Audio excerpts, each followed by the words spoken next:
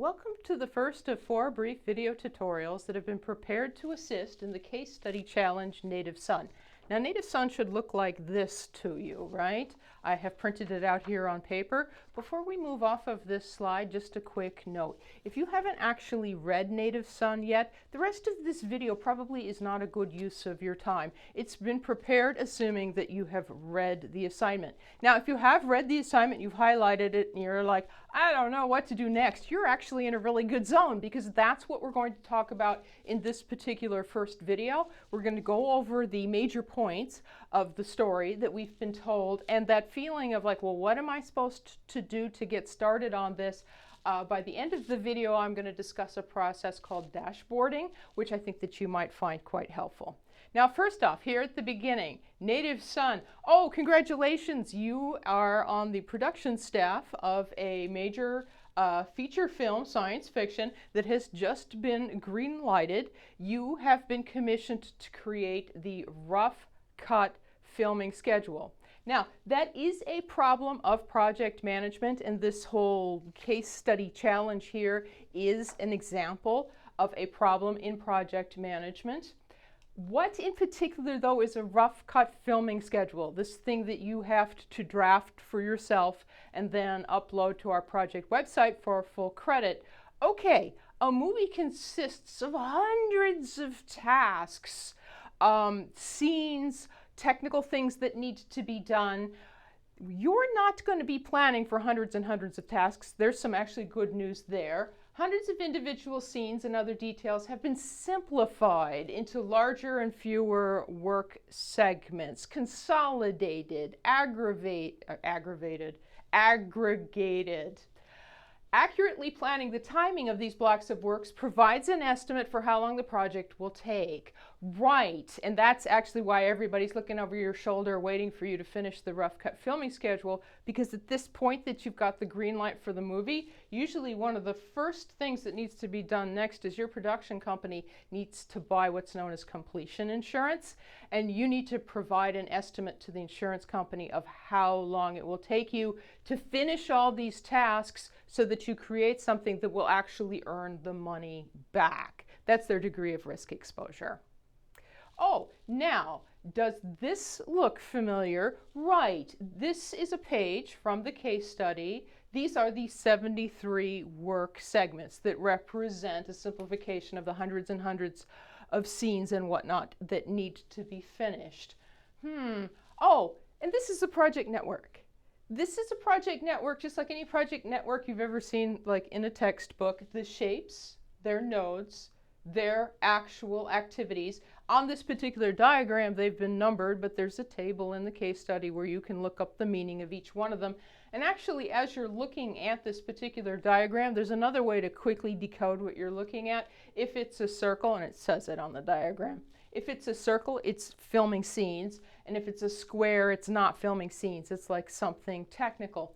Now, this project network actually goes up and down from start to finish, or the end. You know, usually when we're sketching them, they kind of wind up going left to right. But this one, just to get it on the page, it was most convenient for it to be drawn up and down. The reason is because it's got kind of that funny squashed pumpkin shape.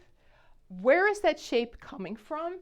It's coming from the fact that there's lots of paths. You know, you see lots of arrows. Those are precedent relationships. You know, this has to be finished before that can be started. But they're very, very short. Like there's a task that's connected to the start. It has to be done somewhere at the beginning. And then maybe it's connected to another task. And then that's connected to the end. And this is happening over and over and over and over again. What you're looking at is the shape of the visualization of a project that does not have strong precedence relationships. This hasn't got anything to do with movie making. This is like all projects in general. If there's a bunch of things that need to be done, but actually most of them, they don't have to be done in any certain order. You get to choose as the scheduler. If you draw the network diagram, it winds up looking something like this. Oh, so that's what you need to do to create the rough cut filming schedule, is just figure out when you want to do each one of these things. And this is indicating from a precedence standpoint you have a lot of flexibility. Most movies are not filmed, the scenes, in the order of the story. They're filmed in some sequence that somebody worked out was logistically the most convenient. Oh, so you say, all right, easy. Then I'll just line these things up and do them. Well, there's something here, obviously, if this is a case study challenge, that's not so easy. And that's that while there aren't a lot of precedence relationships, that's why there's all the many short paths, there are shared resources. You say, what? Shared resources? Yeah, you're filming a particular scene. It needs actors. Oh, so the different scenes all need the same actors, right? They all share the same actors, which is to say that you can't film two scenes at the same time if they need the same actors. Likewise, you have directors. You have a director and an assistant director. They can't work on two different scenes at the same time. Oh, you say, okay, then right, that's the challenge. You have to make sure that that doesn't happen. There's also this issue of locations. You read about it, right, in the case study.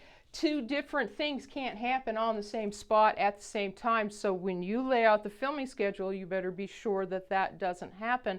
This is the reason that we can't use the textbook algorithms to schedule native son. For instance, early start, early finish, late start, late finish. All of the textbook algorithms for project management assume that if you honor the precedence relationships, that any two tasks could be done at the same time. And there are many types of projects where, yeah, that's pretty much true. There are other types of projects, like for instance, movie making, where that's definitely not true. Just because this scene doesn't necessarily have to be done before or after another scene, it can't be done at the same time as a scene that requires the same people. You say, oh, all right. Oh, right, so people. One of the things you read about is even though there will be hundreds of people working on native son, we're only going to make you responsible for 8 of them. The 2 directors, the 3 actors, and then there's 3 other characters who aren't actors. They're actually special effects crews, but you can treat them as actors. They still need travel time. They still can't act in 2 different things at the same time. Of course, whoops. But what you also read about in the case study is that there are this business about locations, right? If the filming of Native Son will be spread across London, San Francisco, a little bit in North Dakota, some in North Carolina. Oh, yes, and there was some discussion of, and this is an important thing to remember too, the stuff in London, those were on sets versus everything else is on location. What's the critical difference between filming in London, filming on sets, versus filming anywhere else on location? Well, go back to, first off, the network diagram. You can kind of see the difference if you know what to look for, because this diagram is also color-coded. The different colors, when you print it out, if you print it out in color, are indicating different locations. Over here, this is London. Everything else is everywhere else. Now, do you notice that there's a slightly different shape visible over here in London? Over in London, if you begin at the start and just trace a path, you'll hit a square. That's constructing a set. Then if you're picking another path, right, you'll come across a circle or a collection of circles. Those are filming on the sets. You can't film on a set until you have built it. And then they all tie into another square. That's tearing the set down, also known as striking the set. And then that connects to the end. This pattern, square, bunch of circles then waiting for the square. When they're all done, another square to end. You don't see that over here. Here you only see from the start squares. Right, you have to prepare a location before you actually film there. You got to rent the equipment and move it all into place and block off the roads and stuff. But you prepare a location, then you film there, and then that's just connected to the end. There's no other square wrapping it up. Well, so, okay, why? Well, It has to do with the difference between filming on an actual location versus filming on a soundstage. Now, this is not a photograph. If you look really closely, this is actually an illustration of a soundstage. This is the soundstage. It's just a big empty area in which you can construct a setting, and it's completely enclosed and inside. So here's everybody working on the filming of something. This is meant to be a cutaway here to demonstrate the fact that if you're at a studio where you have rented sound stages, there's going to be office space and planning space, and there's going to be a truck dock down here because they need to bring in the construction materials for constructing the set, and then they need to strike the set when you're finished filming on it, and it would go back out the truck dock.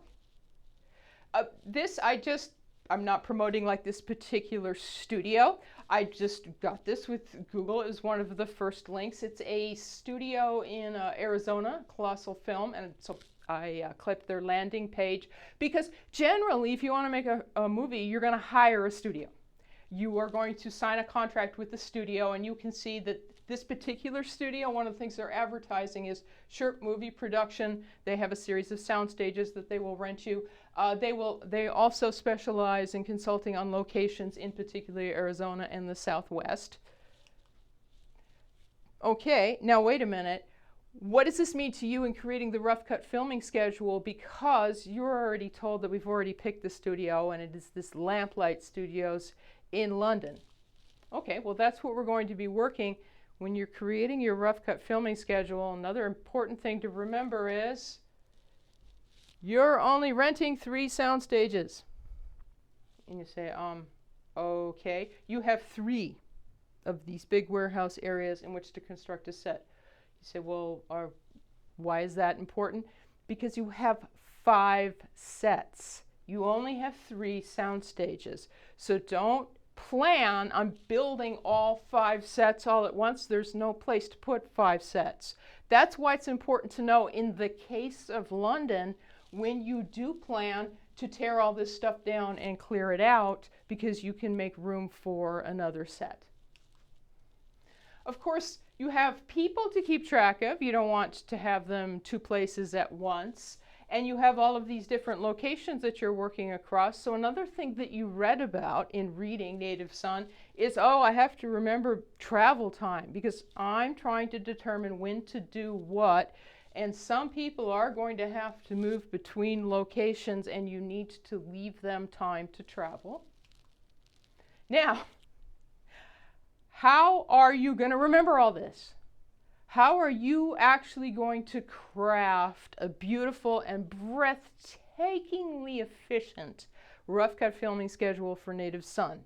The technique that we recommend, and this isn't Native Son in particular, if you have to tackle a large project that has a couple different moving parts, think of the process of dashboarding. Now, that's actually literally a dashboard, but this is where the process of dashboarding gets its name. Think about a dashboard. You're driving, right? You manipulate the vehicle and get done what you want to get done, primarily through, in this picture, the steering wheel, obviously also the gas and the brakes, not pictured. Why are cars designed this way? There's a whole series of features here. What's their purpose? To provide you information.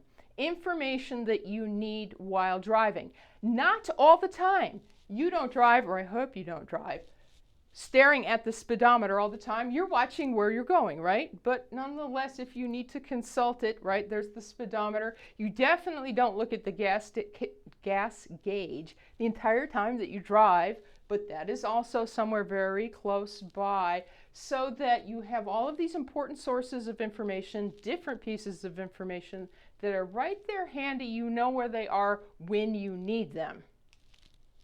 So let's take this concept to getting started on Native Son. So you read it. We have the actual assignment, right? That's probably not by itself going to be a big feature of the dashboard. We do want it hanging around somewhere close by. To build the dashboard, first off, I recommend get a copy of, it's just a page in the case study, but it's very, very handy, that network diagram. You know why? Because this summarizes all of the tasks, right? You are finished with this when you have figured out when to do each of 73 tasks. That is an illustration of all of them and the order that they need to be kept in. Also, this is table 1. Over here would be nice to have a copy of that out, because that tells you for each one of these what person is needed and how long the task is going to be. There's also a table 2. I'd say, okay, well, that's like the gas gauge, not going to use that all of the time, but that tells you the duration and the requirements of the technical tasks, so we would want a copy of that in our dashboard too. And right, there was that business about travel time, and there's actually a table that tells us exactly how much time we need to give people. Might as well have that page out separately. Now, this is all the gauges on your dashboard, but where's the steering wheel, right? How do I get started? Well, the easiest way to draft out an accurate rough cut filming schedule is by using a Gantt chart. Gantt chart might be on paper. The Gantt chart might be done in Excel. That's what this particular one is suggesting. But that's actually your steering wheel. That's where you're going to make decisions, right? And that's where you're going to record them. So that's in the center. Now, if that's not looking familiar to you, like, huh? What? The Gantt chart? What am I supposed to do? Okay, well, this is a good place to stop, because that's actually what we'll talk about in the second tutorial.